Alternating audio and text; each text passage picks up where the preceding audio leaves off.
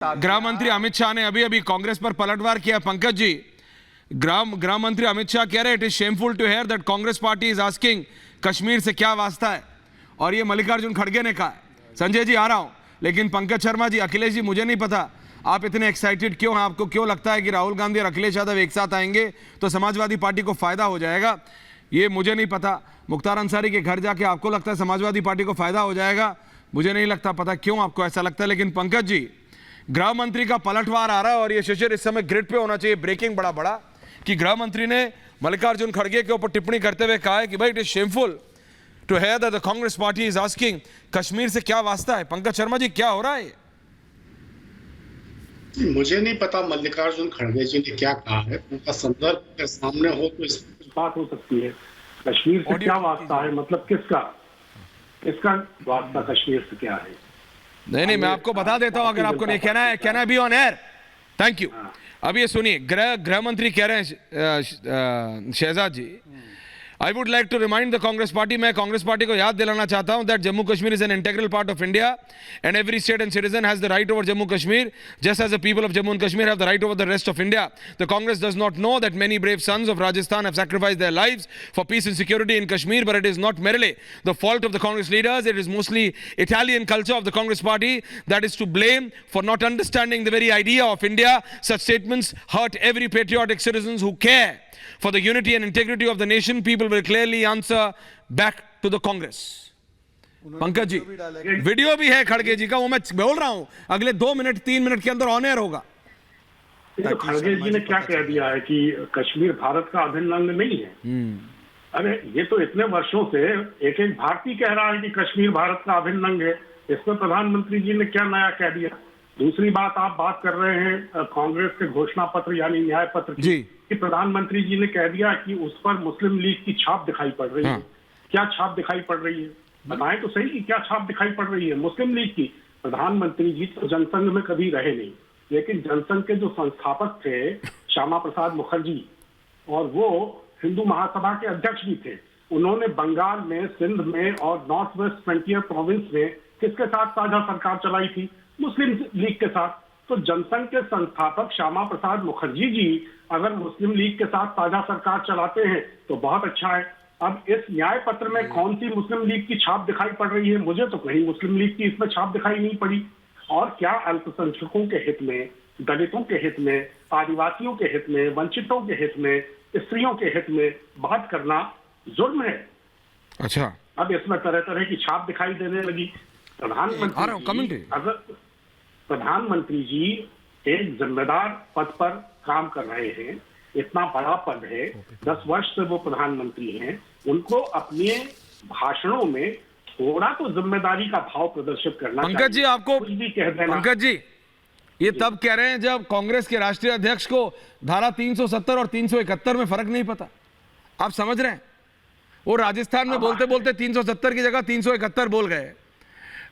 मतलब मैं उनकी व्यथा समझता हूं, कांग्रेस में उनकी व्यथा अपने आप, कई बार माइक ऑन रह जाता है, आप जानते हैं, वो नेता आपस में बात कर रहे हो तो वो सारा ऑडियो आपने भी सुना है, मैंने भी सुना होगा। अगर नहीं सुना है तो मैं आपको व्हाट्सएप कर दूंगा सर, देखिएगा, उनकी व्यथा है। लेकिन वो नेता आज की तारीख में कांग्रेस का राष्ट्रीय अध्यक्ष है जिसको 370 और 71 का फर्क नहीं पता, और आप चले हैं प्रधानमंत्री और बीजेपी को सिखाने। आप जमीन पर उतरिए सर, विपक्ष लड़ नहीं रहा है इलेक्शन, ये मैं ग्राउंड से बता रहा हूं आपको। शहजाद कुछ बोल रहा है, फिर आ रहा हूं। Sanjay ji, coming to you. कम अपेक्षा मिनिमम ये होती है कि कांग्रेस इकोसिस्टम, मुमताज जी, आदिल जी आ रहा हूं, प्रचारित किए गए झूठ और प्रोपेगेंडा को पंकज शर्मा जी जैसे सभ्य व्यक्ति ना उसको परोसे।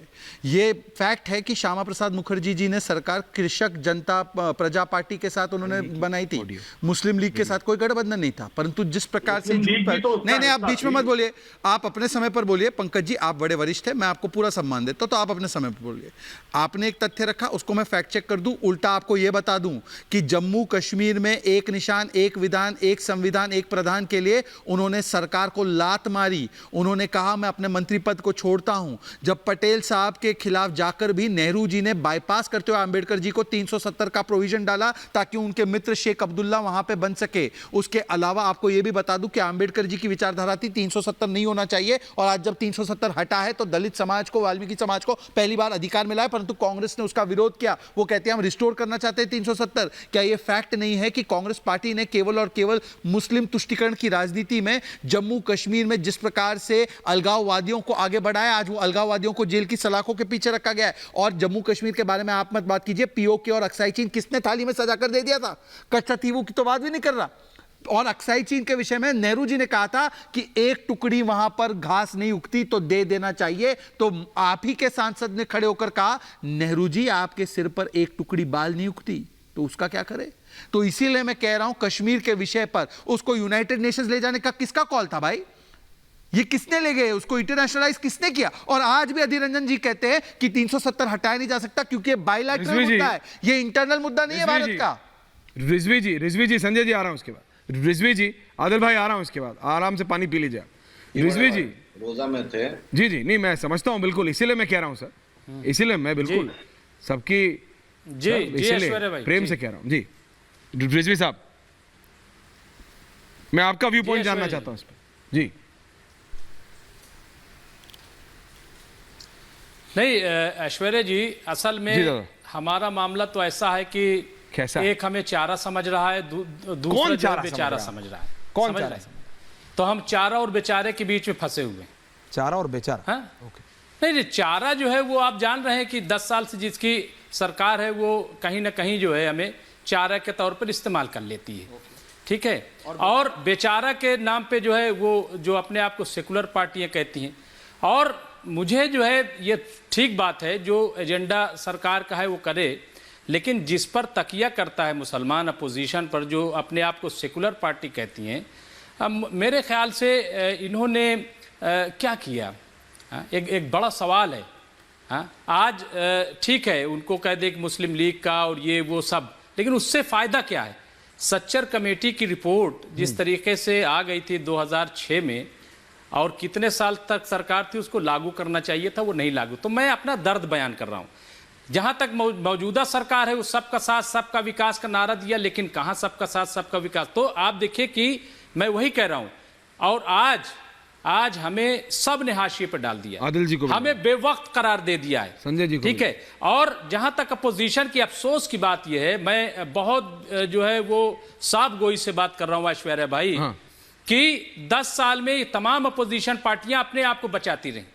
इन्होंने एक बड़े तबके को उसके रहमो करम पे छोड़ दिया, कोई पूछने वाला नहीं। आज भी आप देख लीजिए, मुल्क का मुसलमान उसको हर जगह अपोजिशन के तौर पर पेश कर दिया जाता है। मैं सवाल करता हूं कि क्या मुल्क का मुसलमान अपोजिशन है? क्या सरकार भी उसको अपोजिशन की तरह ट्रीट करती है? और जो अपोजिशन में वो भी सिर्फ अपोजिशन, मतलब उसको ढाल, समाजवादी पार्टी के नेता सुन रहे हैं ना ये बात? पिस रहे हैं भाई, हम तो पिस रहे हैं। आप पिस रहे हैं? नहीं, समाजवादी पार्टी के नेता क्या जवाब देंगे? 2013 में जो दंगा हुआ, समाजवादी पार्टी के 600 दंगे हुए उत्तर प्रदेश में, मुजफ्फरनगर में 50,000 लोग अपने बेघर हो गए। और उनमें से आज भी जाकर के ऐश्वर्या भाई देख लीजिए, वहां पे लोग जाकर के कैंपों में आज भी पड़े हुए हैं, और एक को भी सजा दिलाई हो। 17 तक सरकार थी अखिलेश की। ये क्या बात करेंगे? इसीलिए मैं कह रहा हूं कि एक तो हमें चारा समझ ही रहा है, चारा और बेचारा समझा मैं आपकी बात, चारा और बेचारा मैं आपकी बात समझा।